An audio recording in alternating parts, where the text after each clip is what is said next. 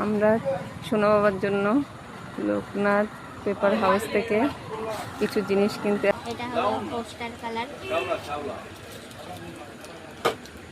আর এটা হলো ডায়ালের brush water colour করার, আর এটা হলো চার্ট পেপার। ফাইনালি আমরা ঘরে আসলাম, এখন আনবক্সিং করছে।